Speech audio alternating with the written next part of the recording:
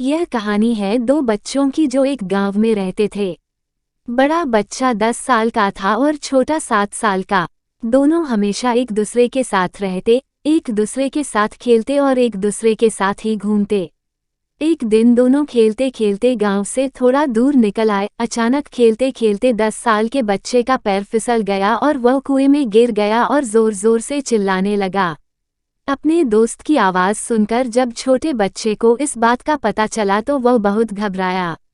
उसने अपने आसपास देखा और मदद के लिए चिल्लाया, लेकिन वहां आसपास कोई नहीं था जो उसकी मदद कर सकता था।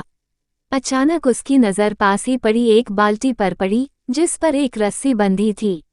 उसने बिना कुछ सोचे वह रस्सी कुएं में फेंकी और अपने दोस्त को उस रस्सी को पकड़ने को बोला।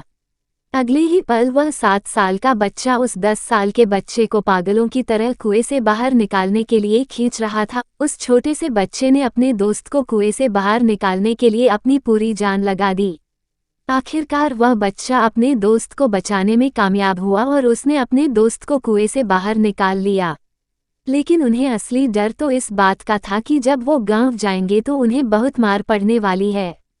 खैर, दोनों डरते डरते गांव पहुंचे और उन्होंने गांव वालों को खेलते खेलते कुएं में गिरने और रस्सी के सहारे छोटे बच्चे द्वारा बड़े बच्चे को बाहर निकालने वाली पूरी बात बता दी।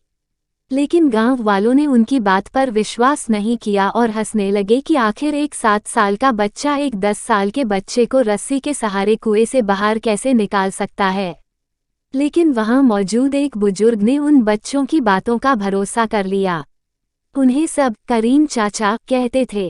करीम चाचा गांव के सबसे समझदार बुजुर्गों में से एक थे।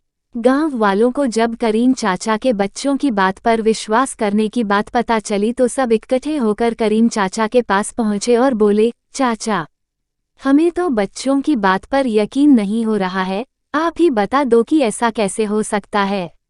गांव वालों की बात सुनकर करीम चाचा बोले, बच्चे बता तो रहे हैं उन्होंने यह कैसे किया।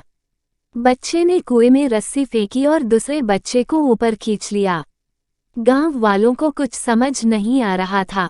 कुछ देर बाद करीम चाचा मुस्कुराए और बोले, सवाल ये नहीं है कि बच्चे ने यह कैसे किया, सवाल यह है कि वो यह कैसे कर पाया। और इसका सिर्फ एक जवाब है कि जिस वक्त वह बच्चा यह कर रहा था उस वक्त उसको वहां यह बताने वाला कोई नहीं था कि तू यह नहीं कर सकता, यहाँ तक कि वह बच्चा खुद भी नहीं।